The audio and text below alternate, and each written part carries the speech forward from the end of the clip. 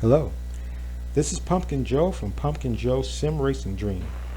I would like to thank you for your interest in my review of Assetto Corsa Competizione for console and PC. Let's start with the disclosure that my sim racing roots got its start on console. I've done all my racing on console up until the past few months and still really enjoy games like GT Sport, Forza Horizon, and a few other SimCs on the platforms. With that being said, I expected this in regards to apples review to be like comparing a kitten to a lion. I'm actually surprised and pleased to find how close the console version has come to its PC brother. Graphics. The console version actually looks pretty good, however, it's my understanding Kunos hasn't fully made the most out of the extra power of the Xbox One X nor the PS4 Pro. Hopefully Microsoft and Sony will let you carry current console copies over to the next gen machines with patch upgrades to utilize the extra power and abilities of the system for free, as has been implied for Cyberpunk 2077 and a few other titles. Audio. The PC version of ACC audio is amazing in its quality, tire squelch, exhaust notes, turbo whine, and even tiny details of interior railing inside the car, as well as debris hitting the underside and wheel well of the vehicle, has apparently made its way to console healthy and intact. Crossplay has been a question that's been floating around, but I don't have any idea if this will ever happen at some point.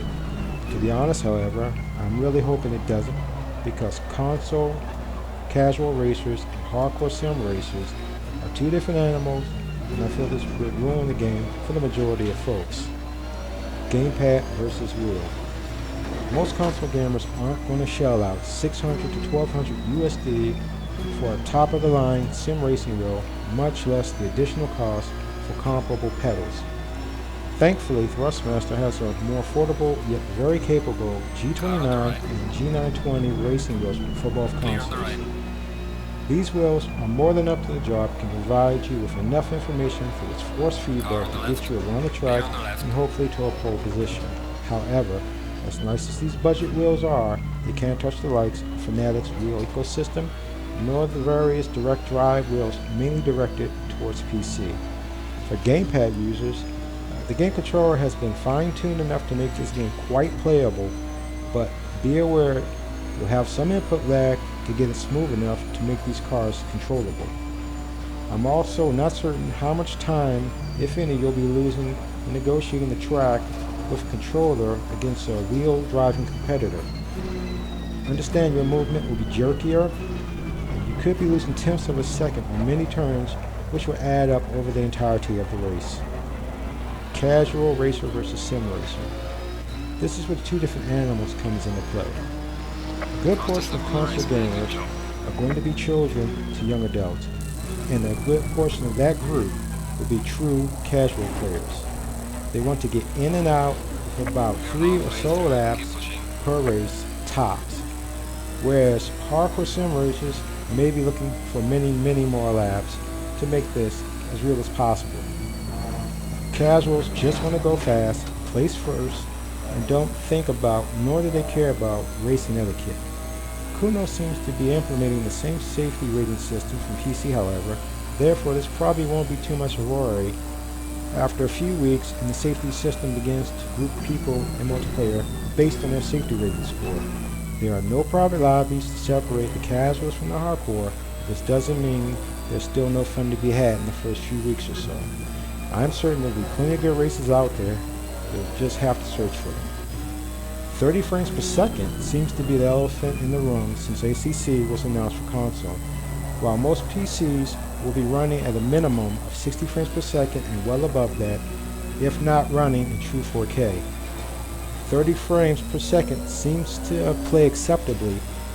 It won't be buttery smooth framing, giving you a good sense of speed, and with those lost frames, you'll lose some data that could have helped you prevent or recover from that slide. But there's still enough there that with practice you should be competitive and be able to take your skill to the next level.